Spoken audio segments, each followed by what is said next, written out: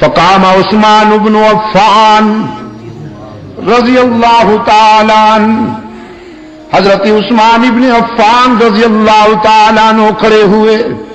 فقال صدقت یا عمر، عرض کیا عمر آپ نے سچ کہا ہے.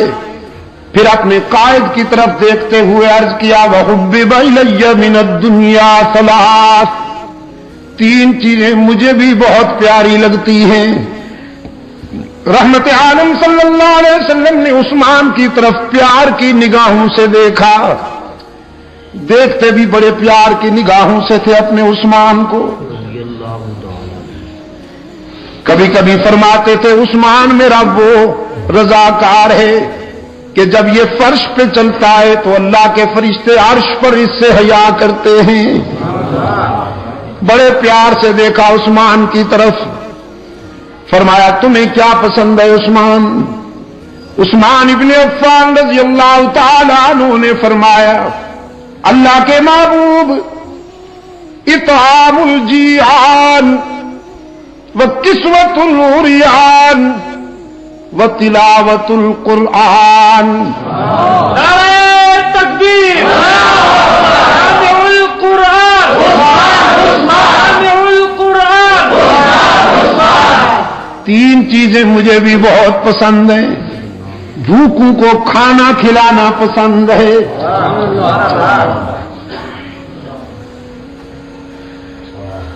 نادار اور کمزور لوگوں کو نیا لباس پہنانا پسند ہے. اور یہ وہ خوبیاں ہیں عثمان کی کہ زمانہ اسلام سے پہلے بھی عثمان کے دسترخوان پر بے شمار بھوکے کھانا کھاتے تھے. تلاش کرتے تھے کوئی نادار مل جائے، کوئی غریب الحال مل جائے کہ اس کے آنسو اپنے دامن میں لے لوں اور اپنی خوشیاں اس کے دامن میں ڈال دوں.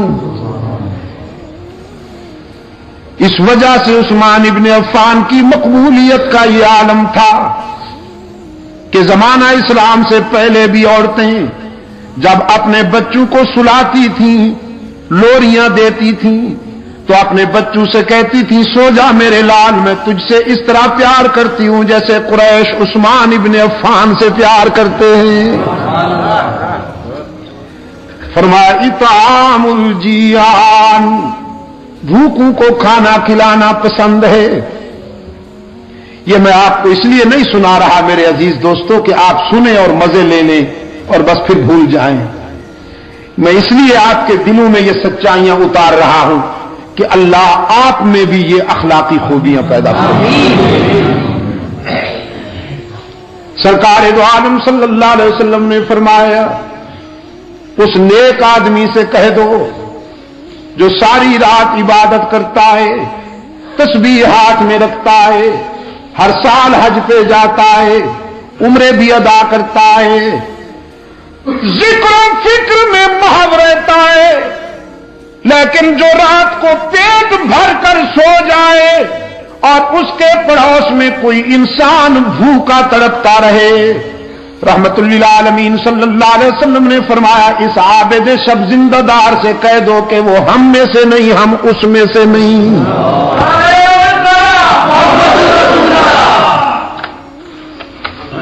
بھوکوں کو کھانا کھلانا پسند ہے، نادار لوگوں کو کپڑے پہنانا پسند ہے، اور ڈوب کر قرآن کی تلاوت کرنا بھی بہت پسند ہے.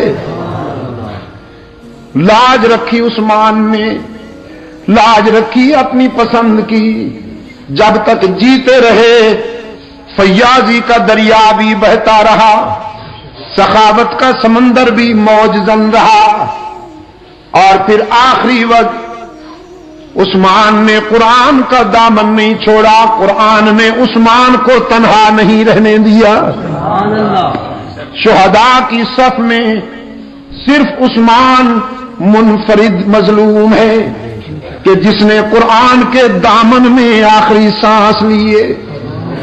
40 دنوں کے محاصرے میں جب سبائی ایجنٹ یہودی گنڈے جو کہلاتے تو اپنے آپ کو اسلامی تھے کہ ہم جماعت اسلامی ہیں،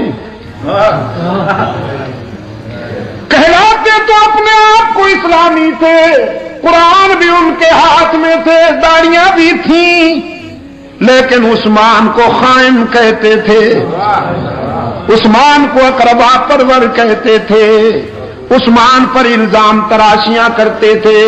ان سیاسی غنڈوں نے حضرت عثمان کے گھر کا محاصرہ کیا، 40 دن تک عثمان پر آب و دانہ بند رکھا، پھر 40 دنوں کے بعد عثمان مظلوم پر یلغار کی۔ حضرت علی رضی اللہ تعالی عنہ حضرت عثمان کے پاس آتے ہیں، کہتے ہیں عثمان اب آپ کی مظلومیت برداشت نہیں، آپ امیر المومنین ہیں، ہم آپ کی حکم عدولی بھی نہیں کر سکتے، آپ ہمیں اجازت دیجیے کہ ہم ان غنڈوں کو ٹھکانے لگا دیں، یہ مٹھی بھر شرپسند ہیں، تخریب کار ہیں، اجازت دیجیے۔ عثمان سب کچھ سننے کے بعد فرماتے ہیں علی میرا ضمیر گوارا نہیں کرتا کہ میری وجہ سے خون ریزی ہو اور مدینے کی گلیاں انسان کے خون سے سرخ ہو جائیں۔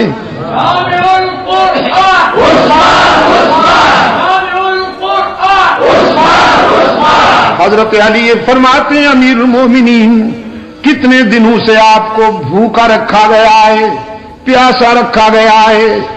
عثمان فرماتے ہیں علی بھائی آج تو پیاسا نہیں ہوں، آج تو سارے دکھ دور ہو گئے، آپ کے آنے سے کچھ دیر پہلے غنودگی کی کیفیت تھی، بے خودی کا عالم تھا، خواب میں رحمت للعالمین مسکراتے ہوئے ملے۔ رحمت عالم صلی اللہ علیہ وسلم نے فرمایا عثمان 2 راستے ہیں، ان میں سے ایک چن لو، ایک راستہ یہ ہے کہ اپنے دشمنوں کے لیے بد دعا کرو، وہ ہلاک ہو جائیں، زمین پھٹے گی اور غرق ہو جائیں، اور دوسرا راستہ ہے صبر والا، دوسرا راستہ ہے صبر والا، پہلا راستہ ہے جذبات والا اور دوسرا راستہ ہے صبر والا۔ تو اگر صبر کرو، روزہ رکھا ہوا ہے آپ نے، افطاری ہمارے ہاں عالم برزخ میں آ کے کرنا۔ حضرت عثمان نے فرمایا میں نے اپنے آقا سے کہہ دیا ہے حضور میں دوسرا راستہ پسند کرتا ہوں، صبر کروں گا، آپ دعا فرمائیں کہ اللہ مجھے صبر کے مرحلے میں کامیاب کر دے۔ رحمت عالم صلی اللہ علیہ وسلم نے سینے سے لگا لیا، حضرت عثمان فرمانے لگے میرے سینے پر حضور اکرم صلی اللہ علیہ وسلم نے پیار کا ہاتھ رکھا، ساری پیاس دور ہو گئی، میں اب تک دل کی گہرائیوں میں حضور کے ہاتھ کی ٹھنڈک محسوس کر رہا ہوں۔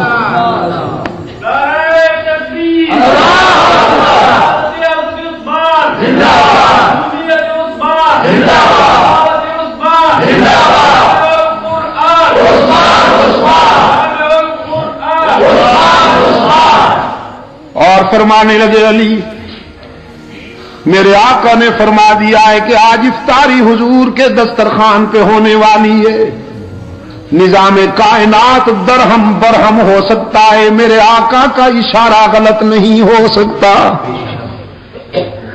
صبر کروں گا، آپ بھی صبر کیجئے۔ نماز عصر پڑھی، لباس بدلا، قرآن کو سامنے کھول کر بیٹھ گئے، بڑی تختی والا قرآن کریم تھا، چمڑے کے اوراق پہ لکھا ہوا، قرآن کریم کی تلاوت شروع کر دی۔ پہلے پارے کی آخری آیتیں تلاوت ہو رہی تھی کہ قاتل دیوار پھاند کر اندر آ گئے۔